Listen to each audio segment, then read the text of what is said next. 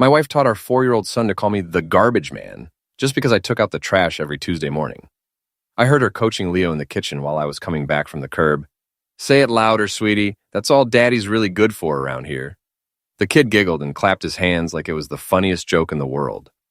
That was the day I decided to show Elise what this garbage man could really do. I stood there in our marble foyer, still holding the empty trash bin, watching my beautiful wife corrupt our son with her poison. Elise Harper, formerly Elise Laurent of the Parisian Laurents, as she never let anyone forget, was perched on our Italian leather bar stool like some exotic bird. Her perfectly manicured fingers traced patterns on Leo's chubby cheek while she whispered more sweet venom into his ear. "Mommy, why is Daddy the garbage man?" Leo asked, his innocent blue eyes wide with curiosity. "Because, darling," Elise said, shooting me a look that could freeze stone, "some people are born for important things, and others are just born to clean up messes." I set the bin down carefully. 20 years in tech entrepreneurship had taught me patience, but my wife was testing limits I didn't know I had. "Morning, family," I said, keeping my voice level. "Beautiful day, isn't it?" Elise's smile was sharp enough to cut glass. "Oh, Nathan, I didn't see you there. We were just playing a little game, weren't we, Leo?" "Daddy's the garbage man," Leo squealed with delight.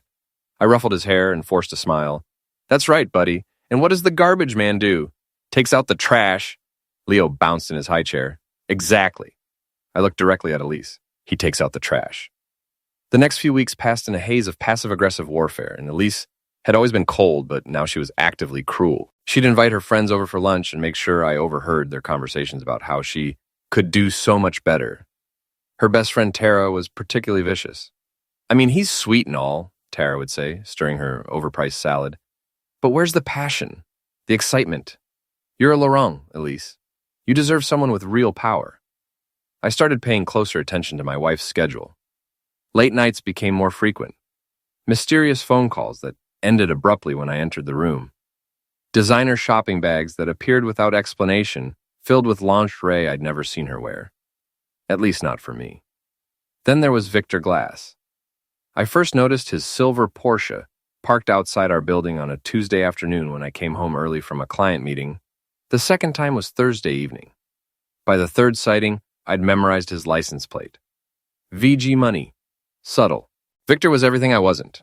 Tall where I was average height, muscled where I was lean, flashy where I was understated. He worked in investment banking, wore suits that cost more than most people's rent, and had the kind of confidence that came from never being told no. He was also married, though that detail seemed to escape both him and my wife. The first time I actually met him was at a charity gala Elise had insisted we attend. She'd disappeared to powder her nose and returned 20 minutes later with Victor in tow, introducing him as a dear friend from the club. "Nathan Harper," I said, extending my hand. "Elise's husband." Victor Glass. His handshake was unnecessarily firm, the kind of territorial display you'd expect from a gorilla. "Elise has told me so much about you.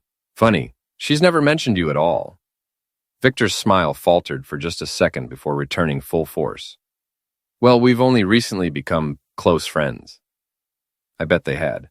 That night, after Elise had fallen asleep, I did what any reasonable husband would do in my situation. I investigated. 20 years in tech had given me certain skills that most people didn't possess. Within an hour, I knew Victor's home address, his wife's name, Patricia, his gym schedule, his favorite restaurants, and his complete financial profile. I also discovered something else. Hidden in an old jewelry box that had belonged to my grandmother was a compartment I'd never noticed before. Inside, wrapped in yellowed tissue paper, was the most beautiful thing I'd ever seen. A diamond collar that had supposedly belonged to French royalty before the Revolution.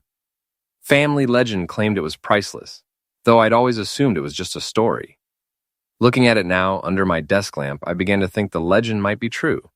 The diamonds caught the light like captured stars, and the craftsmanship was extraordinary. Even to my untrained eye, this was clearly worth a fortune.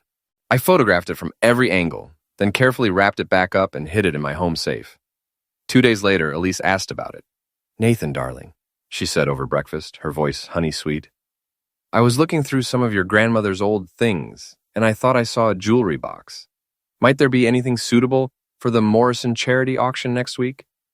I looked up for my coffee. Jewelry box? Yes. In the bedroom closet, I could have sworn I saw something sparkly.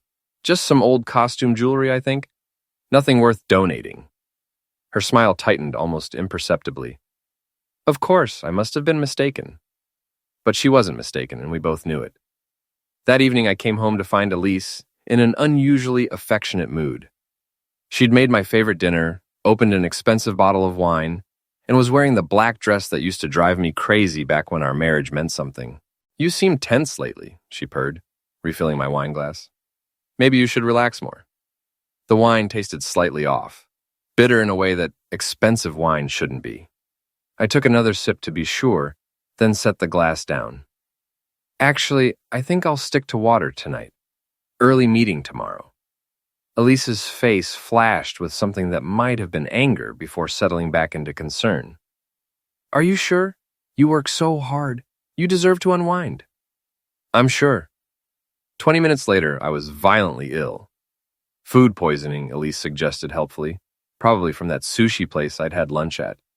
She was so concerned, so caring, bringing me water and cool cloths for my forehead. If I hadn't been doubled over with stomach cramps, I might have been touched by her sudden devotion. While I was recovering the next day, I set up some additional security cameras around the house. Hidden ones that even Elise wouldn't think to look for. The footage from that first night was enlightening.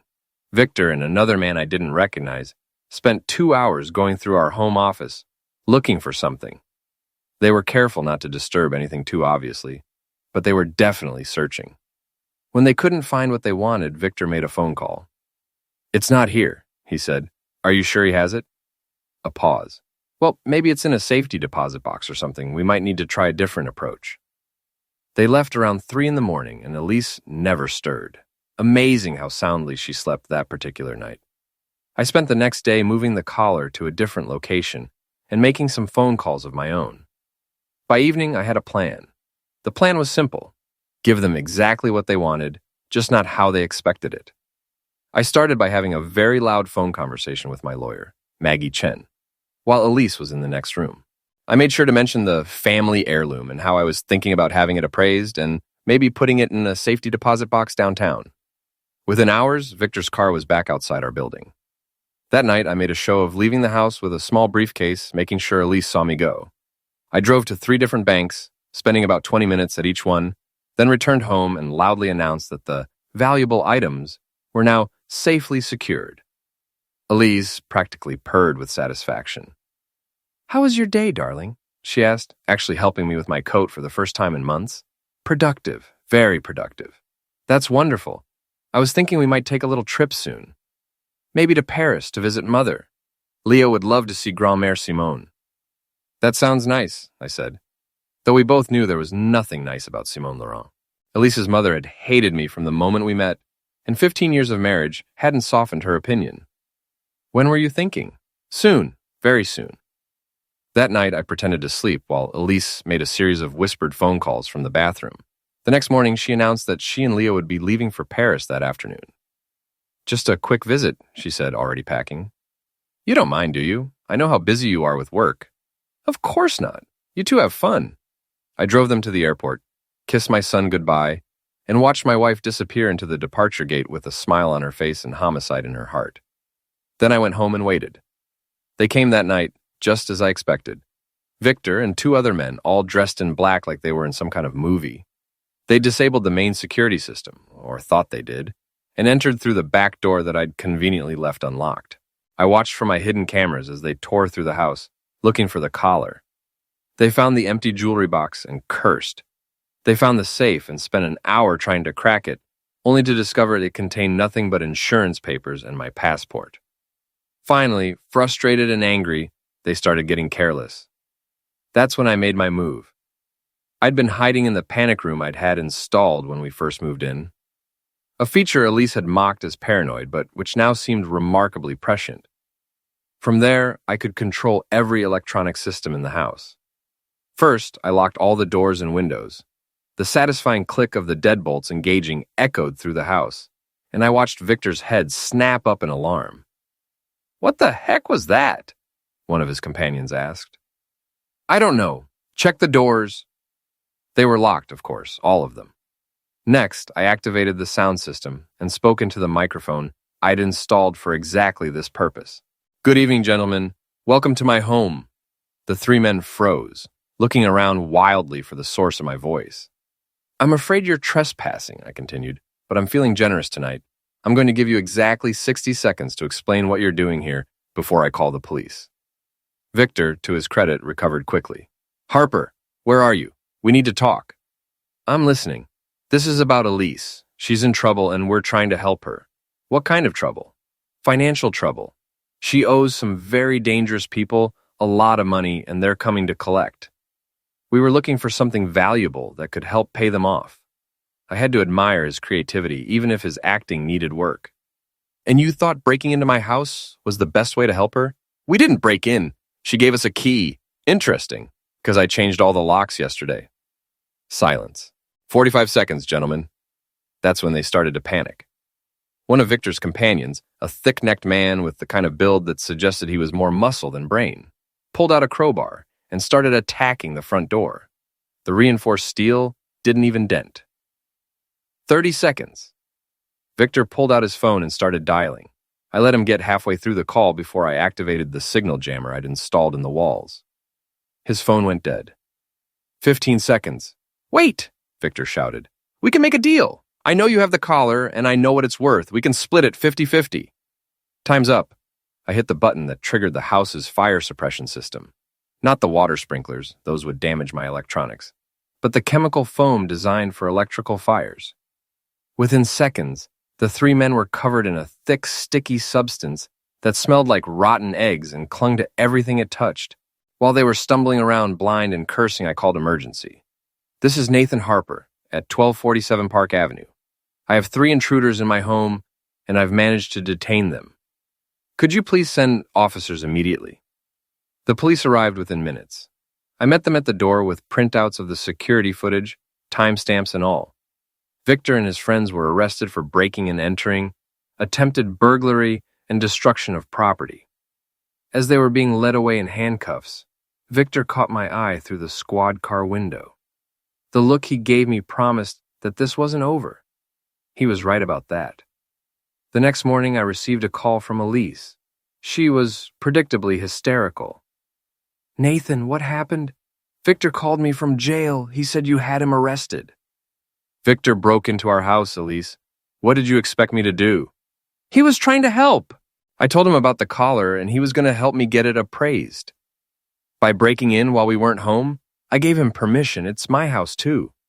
Actually, I said calmly, if you check the deed, you'll find that the house is in my name only. You never wanted to deal with the paperwork, remember?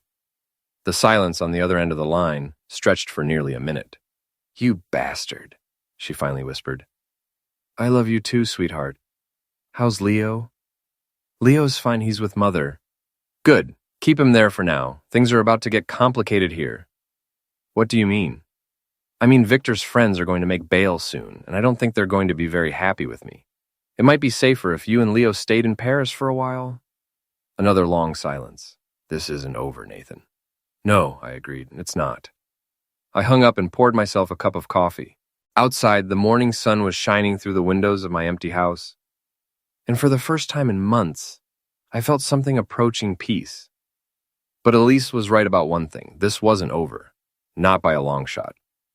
Victor made bail within 24 hours, which told me everything I needed to know about his resources and connections. What he did next told me everything I needed to know about his intelligence, or lack thereof. Instead of backing off, he doubled down. The harassment started small, prank calls at all hours, food deliveries I hadn't ordered, my car tires slashed in the parking garage. The kind of juvenile nonsense that might intimidate a normal person but only serve to annoy me. Then it escalated. I came home from a client meeting to find my front door standing open and my security system disabled. This time, they hadn't been looking for the collar. They'd been looking to send a message. My home office was destroyed, my computer smashed, my files scattered across the floor. On my desk, written in what I hoped was red paint, were the words "last warning." I called the police again, but without video evidence. They'd been smart enough to disable the cameras first this time. There wasn't much they could do. Victor had an alibi, of course. He'd been at his gym, surrounded by witnesses. That's when I realized I was playing by the wrong rules. I'd been thinking like a law-abiding citizen, trusting in the system to protect me. But Victor and Elise weren't playing by those rules. They were playing for keeps. And if I wanted to survive this, I needed to start thinking like they did. The first thing I did was hire Benny Kowalski. Benny was a former NYPD detective who'd taken early retirement after a violent incident left him with a permanent limp and a deep distrust of bureaucracy. He ran a small private security firm now, specializing in discrete problem solving for clients who needed more than the police could provide. So let me get this straight, Benny said, reviewing the file I'd prepared. Your wife is trying to steal a priceless family heirloom with the help of her boyfriend, and when that didn't work, they decided to intimidate you into giving it up? That's the situation. And you want me to do what exactly? I want you to make them stop. Benny grinned. He was a big man, built like a linebacker, with graying hair and scars on his knuckles that suggested he'd learned his trade the hard way. I can do that, but it's going to cost you. Money's not an issue. Good, because this kind of work doesn't come cheap. The second thing I did was research Victor Glass more thoroughly. If he wanted to play dirty, I needed to know exactly what kind of dirt I was dealing with. What I found was fascinating. Victor wasn't just having an affair with my wife. He was having affairs with several wives. His Instagram account, which he apparently thought was private, was full of photos with different women at expensive restaurants and hotels. None of them were his actual wife, Patricia. More interesting was his financial situation. Despite the expensive car and flashy lifestyle, Victor was leveraged to the hilt. His mortgage was underwater, his credit cards were maxed out, and he'd borrowed heavily against his investment portfolio. The man was living paycheck to paycheck, just like millions of other Americans. He was just doing it with better clothes and a more expensive address. But the most interesting thing I discovered was his relationship with his current employer. Victor worked for Steinberg & Associates, a prestigious investment firm with a strict morality clause in their employment contracts. Adultery, gambling, or any behavior that might reflect poorly on the firm's reputation was grounds for immediate termination. I filed that information away for future use. The third thing I did was set a trap. I made sure word got out, through carefully placed phone calls and social media posts, that I was planning to sell the collar to a private collector. I even went so far as to schedule a meeting with a legitimate auction house, making sure to have the conversation where Elise's friends might overhear. Then I waited. The bait was taken within 48 hours. This time, they didn't try to break into my house. Instead, they tried to intercept me on my way to the supposed meeting with the collector.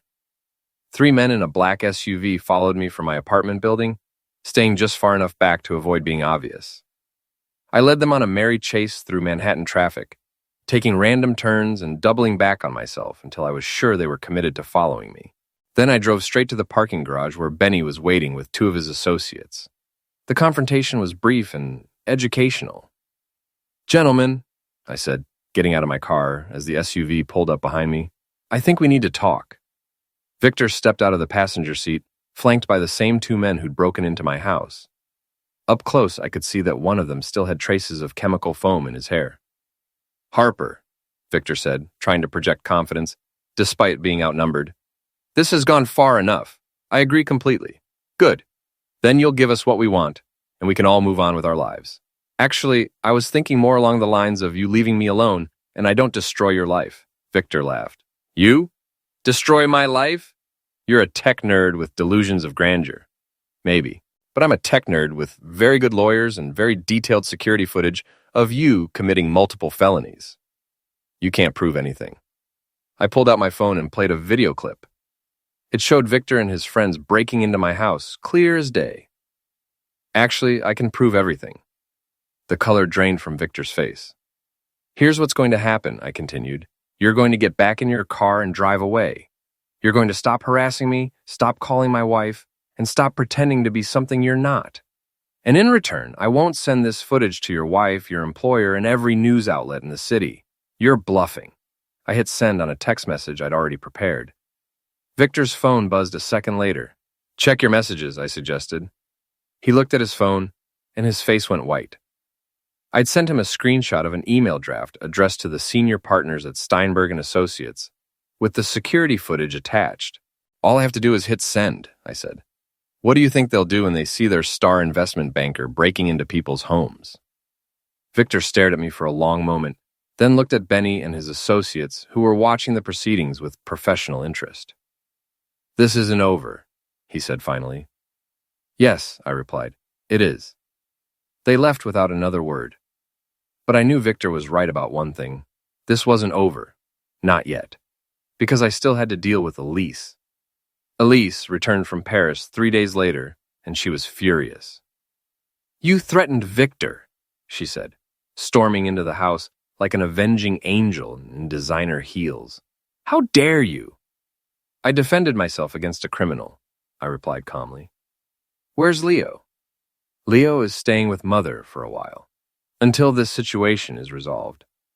What situation would that be? Don't play dumb with me, Nathan. I know what you're doing. Enlighten me. She began pacing around our living room like a caged animal, her hands gesturing wildly as she spoke. You're trying to control me.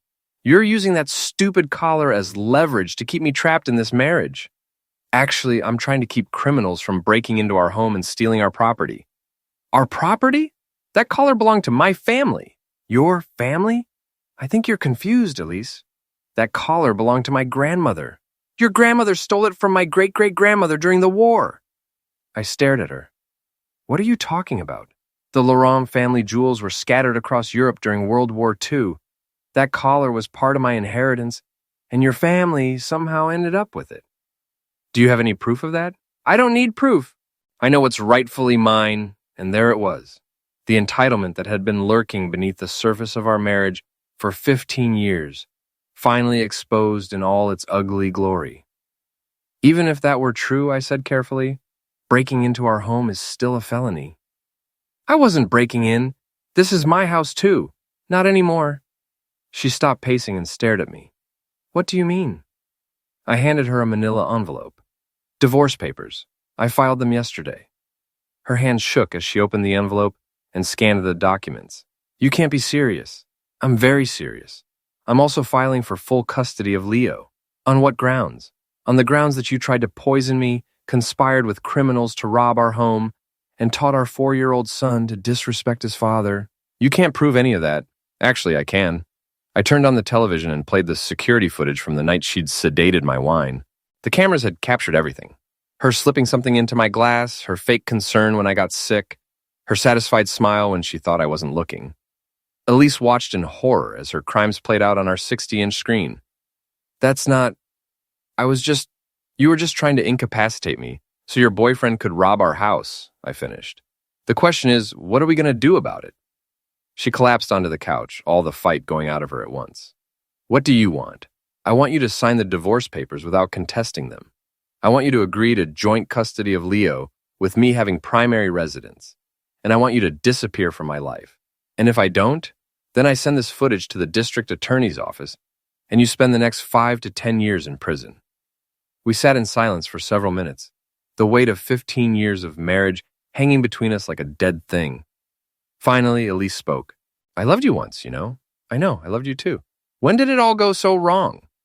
I thought about that question for a long time before answering. I think it went wrong the day you decided that loving me wasn't enough, that you needed more than what we had together.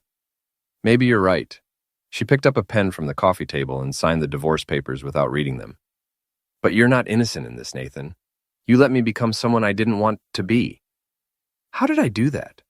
By being so safe, so predictable, so boring. I was stable. I was faithful. I was a good father. You were all of those things, and she agreed, but you were never exciting. And Victor was exciting? Victor was dangerous. He made me feel alive. He made you feel like an accomplice to multiple felonies. She laughed bitterly. Yes, he did that too.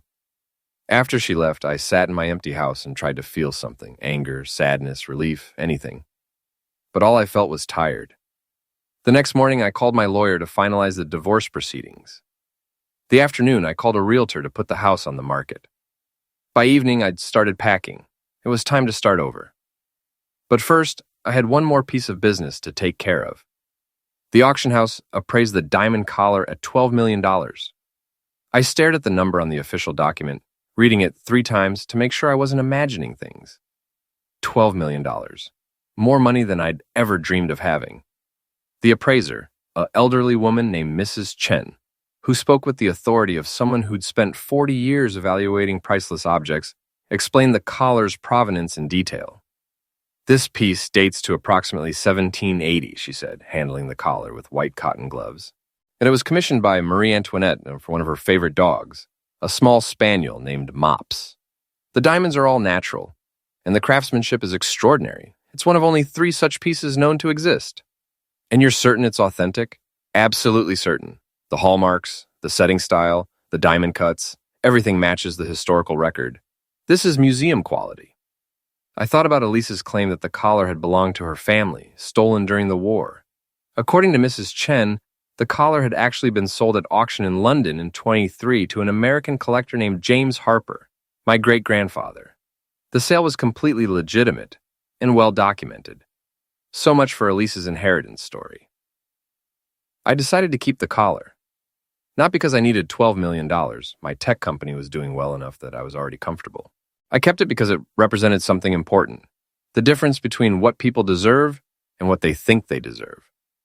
Elise thought she deserved the collar because she wanted it. Victor thought he deserved it because he was willing to steal it. But I actually deserved it because it had been legitimately passed down through my family for nearly a century. There's a lesson in that, though I doubt either of them would understand it. The divorce was finalized 3 months later. Elise got half of our liquid assets, which was substantial but not life-changing. I got the house, the collar, and primary custody of Leo. She got visitation rights every other weekend and 1 month in the summer. Victor lost his job at Steinberg & Associates when word of his criminal activities reached his employers. His wife, Patricia, divorced him and took half of what little he had left. Last I heard, he was working at a small firm in New Jersey and driving a used Honda. Elise moved back to Paris to live with her mother. She calls Leo every few days, and he's always happy to hear from her. Children are remarkably resilient that way. As for me, I sold the house in Manhattan and bought a smaller place in Connecticut, close enough to the city for work, but far enough away for peace. Leo has his own room, a big backyard, and a dog, a golden retriever named Max, who's much better behaved than his previous owners. I never remarried. I dated a few women over the years, but nothing serious. I think Leo and I are both still healing from the experience of loving someone who turned out to be someone else entirely. But we're happy. Leo calls me Dad now, not the garbage man. He's 8 years old, plays Little League baseball, and wants to be an astronaut when he grows up. He doesn't remember much about the bad times, which is probably for the best. Sometimes, late at night when Leo is asleep, I take out the diamond collar and look at it under my desk lamp. The diamonds still catch the light like captured stars, still beautiful after more than 2 centuries. I think about Marie Antoinette's little dog, about my great-grandfather buying it at auction, about my grandmother hiding it away for safekeeping. I think about the difference between wanting something and deserving it. And I think about how sometimes, just sometimes, the good guys actually win. The collar sits in my safe now, along with my important papers and Leo's birth certificate. Someday when he's old enough to understand its history and its value, I'll pass it down to him. Maybe he'll give it to his own children, or maybe he'll donate it to a museum. That'll be his choice to make. But he'll make that choice as a Harper, not as someone who tried to steal what belonged to someone else. There's a lesson in that, too. Victor tried to contact me once, about a year after everything ended. He sent a letter to my old address, and the post office forwarded it to my new home. In it, he apologized for his behavior and asked if we could let bygones be bygones. He was starting a new business, he said, and could use an investor with my background and resources. I threw the letter away without finishing it. Some people never learn. Elise sends Leo birthday and Christmas presents, expensive things that show she still doesn't understand what really matters. Last Christmas, she sent him a $1,000 watch. He thanked her politely during their video call, then put it in his desk drawer and went back to playing with the $50 remote control helicopter I'd bought him. Children understand value better than adults sometimes. I never told Leo the full story of what his mother did, and I never will.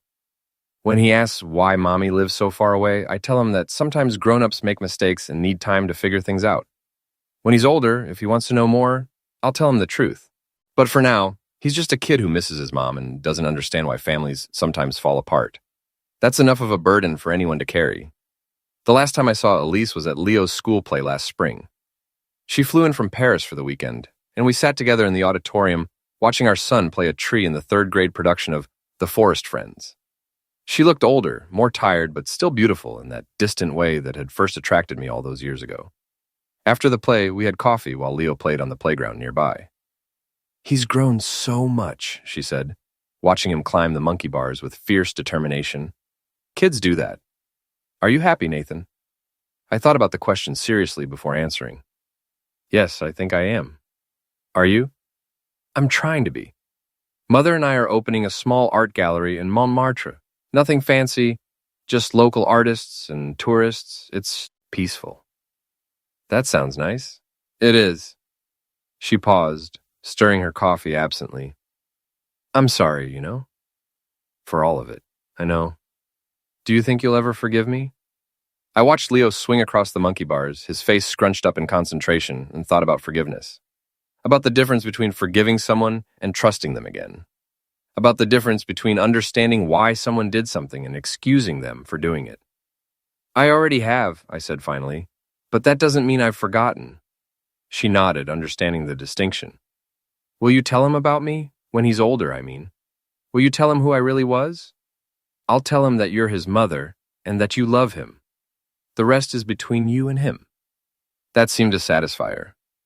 We finished our coffee in comfortable silence, watching our son play with the other children. When it was time for her to leave for the airport, she hugged Leo goodbye and promised to call him soon. She kept that promise. She calls every few days, just like I said, and Leo is always happy to hear from her. That's enough. As I write this, it's been 5 years since that night when I heard Elise teaching Leo to call me the garbage man. 5 years since I discovered the diamond collar and learned what my wife was really capable of. 5 years since I decided to fight back instead of just taking it. Leo is 9 now, and he's everything I could have hoped for in a son. He's kind, funny, smart, and completely unaware that he's the heir to a $12 million piece of French royal jewelry. He thinks his dad is just a guy who works with computers and makes pretty good pancakes on Sunday mornings. He's not wrong about either of those things. I never did figure out exactly when Elise stopped loving me, or if she ever really loved me at all. Maybe it doesn't matter. People change, circumstances change, and sometimes the person you marry isn't the person you end up with. That's not anyone's fault. It's just life. But trying to poison your husband and steal his family's heirlooms, that's definitely someone's fault. I learned something important during those dark months when my marriage was falling apart and criminals were breaking into my home. Sometimes the only way to deal with people who won't play by the rules is to stop playing by the rules yourself. I didn't break any laws. I didn't hurt anyone who didn't deserve it. I just stopped being the nice guy who took whatever was dished out and started being the smart guy who fought back. It made all the difference. Victor is probably still in New Jersey, still driving that Honda, still trying to convince people that he's more important than he actually is. Elise is probably in her art gallery in Paris, selling watercolors to tourists and pretending that her life turned out the way she planned. And I'm here in Connecticut with my son and my dog and my $12 million secret, living a quiet life that suits me just fine. Sometimes the good guys do win. Sometimes the garbage man gets to take out the trash. And sometimes if you're very lucky and very smart, you get to keep the diamonds too.